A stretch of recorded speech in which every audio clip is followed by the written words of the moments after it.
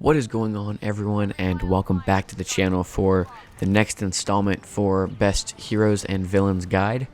And today we're doing Iden Versio.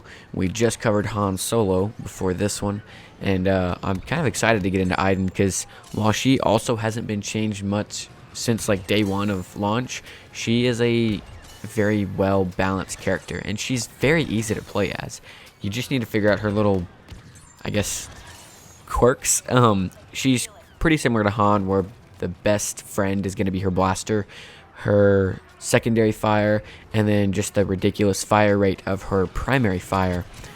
So you're going to want to watch those two things pretty closely, and those happen to be the star cards that I like to focus on. So let's get right into it. Alright, so the first card that I want to look at is Alternative Methods. And it basically just increases the frequency in which you could fire her secondary shot. So the TL50, even for the heavy trooper class, just the regular TL50, not hero version, you actually have an alternate fire mode, but it doesn't fire near as fast as Iden's does. And then if you add this card, it fires even faster for Iden. So that is a pretty primary way I get kills with Iden. It's just so great because a lot of the situations that I see myself using Iden are very close quarters combat. I'm not usually one to attack someone from afar when I'm playing as Iden. Now, she is better in the sense that lightsaber heroes, you have to be really close, whereas with Iden, you don't have to be super close, but you do have to be closer than, let's say, if you were a sniper, or if you were to just be using your blaster regularly, because her alternative fire will drop. Like, it does not fire 100 meters and then stays on a straight line like a normal laser blast would if you were just shooting her regular gun, because it's technically a grenade, and the second it hits the ground, it explodes and does a nice bit of splash damage. And like I was saying before, it's really good in those close quarters situations because of that splash damage.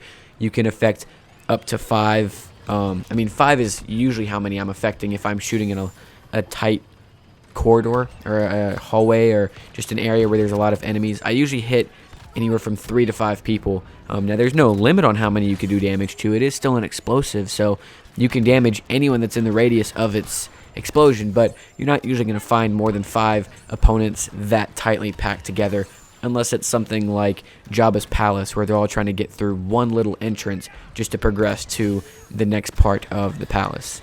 So that's it for alternative methods. So now for this next star card, Droid Batteries. I like this one because I primarily use the droid to get myself out of sticky situations. So Droid Shield, which will pop up this little inflatable bubble around you. If you've never used Iden, I'm just going to explain quickly what it does. This little bubble that protects you from all incoming damage. It doesn't have a ton of health, but it doesn't really need a ton of health, and it's on a limited timer, so you can't just have it active forever. It's even helpful when you're not running from enemies, or just like when you're trying to rush into an area or get past an enemy and you don't want to take damage to get to the next area. It's good for situations like that. And it doesn't happen too often, but the next one is Shock or Stun Droid, which you saw me just use it on Leia right there, and she absolutely tore me up. I thought I was going to die right there, but you see me quickly switch back to my alternative fire after unloading into her with my regular blaster fire. So Iden really is useful if you just kind of switch between both of them, which kind of brings me into the next star card, which is her Cold Blaster star card. It just allows you to build more heat when firing the weapon. Now, this does count for her alternative fire as well. It doesn't say it specifically in the card, but I did some testing, and the alternative fire does not build near as fast as it would if you were to just use it normally without the card. It does, however, like, it doesn't allow a full extra shot to be fired. It just leaves you a little bit of additional room when you fire the very last shot without the card for your blaster to not overheat. So if you're using it in modes where you will be switching between the alternative fire and her regular fire, you're going to notice a big difference, because that's a whole 15% less blaster heat when fired. It doesn't sound like a ton, but when you're talking about how much she can already fire on her blaster before you even add that card, it's a huge difference, and you're going to feel the impact. So I'm not going to go over any other star cards, because quite honestly, her other star cards are just really hit or miss. Like, if you are someone that relies heavily on stun droid, go for it. But none of her star cards will extend how long the stun droid actually shocks someone. The only thing it does is it will shock in a larger radius, or it will search for targets to shock in a larger radius. I know that sounds pretty similar, but one of them, it physically can shock targets in a wider radius. The other one, it looks for targets to shock in a wider radius. So like, it can search further away and wider than her normal ability would allow her. The stun or the droid shield star cards that you can select are the ones that allow droid shield to be active for longer and have more health. I just have never needed that extra time or even that extra health, because most of the time I'm using droid shield to run away. And her pulse cannons, I'm not even going to pretend to know what they do, because they're that bad. I used them a little while ago, and the pulse cannon just never gets used, in my opinion. Like, I don't use it. I've never been killed by someone who's used it. I've never seen someone using it. The only time I've ever even seen it used is when I'm trying to record gameplay of it getting used. Maybe if you're on Hoth and you're trying to snipe someone who's at the Hoth base and you're right where the Empire loads in to start storming the base, maybe I could see it getting used there, but there's just so few applications for using the pulse cannon, I don't think it's worth it. It's very similar to Bosk's weapon, where you have to aim in and then charge it up for it to even get full power. So on top of it already being difficult to snipe in the game and hit people, you also have to charge it up and then get that shot accurately placed. I don't think it's worth it. I don't even use the ability normally. So that's my reasoning for just completely omitting anything that has to do with the pulse cannon. See, I don't even know the name of it. I hate it so much. It's the worst. It should not be an ability. I hate the fact that that's one of her abilities. They could have done so many other things, but that's whatever. That's the game. I'm just gonna recommend not using it. So avoid it if you can. If you're really, really good at sniping, I mean, hey, maybe that's your card. The pulse cannon cards would be good for you. I cannot snipe in this game. It's not easy compared to like Battlefield or Call of Duty sniping. So I stay away from it, and anyone who can't aim, I recommend you stay away from it as well. But moving on to tips and tricks for Iden Versio, I already said alternate between her regular shooting and her alternative fire, because that's going to be the most effective way to damage your enemies. You can actually insta-kill a heavy trooper if you hit close enough to them with your alternative fire. You see, I did it there, I did it before, and I almost did it there, but I didn't quite get close enough on that hit. But I was able to just, well, actually my teammate finished him off, but had they not finished him off, I could have just finished them very easily with Iden's regular fire. But you see, I put myself in situations similar to this one, where it's a very tight corridor and there's only one place for the opponents to come through. So you know there's bound to be at least one, maybe even 2, 3, 4 of them around that corner. And when you're shooting this alternative fire, that's spraying a shot grenade, and that's going to damage a whole bunch of them around that corner rather than just one with your regular fire. So again, I can't stress enough how much you should alternate between regular fire and her alternate shot grenade fire.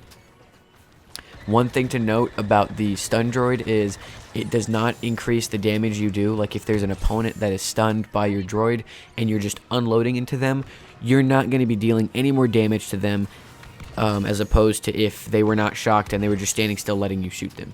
It still does the exact same damage. I know for certain heroes and villains, you can shock them, such as Chewbacca. His shot grenade, you can shock them, and then that villain is now more prone to damage done by Chewbacca or his friendlies. Iden is not that way, so don't shock someone and then assume you're going to be able to just easily kill them because they're shocked. It will take some time.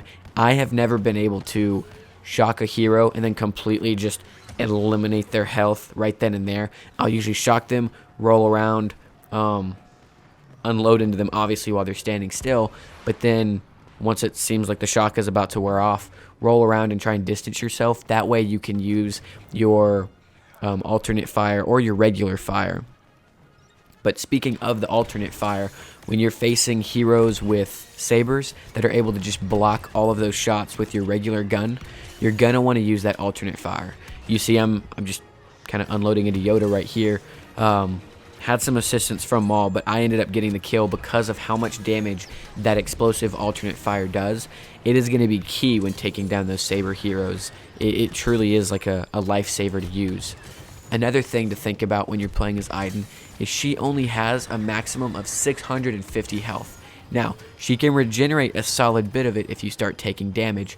However, you need to keep that in mind, just like you did for Han Solo, that she has a blaster. She has many ways of murdering opponents and getting all that health back. But if you dip too low, you're going to want to play conservatively and kind of hang back and let your team go in there and take some of that damage while you're just kind of back regenerating some of that health that you may have lost because of how low you got in a previous engagement. Let's say you rushed a little command post a little bit too hard.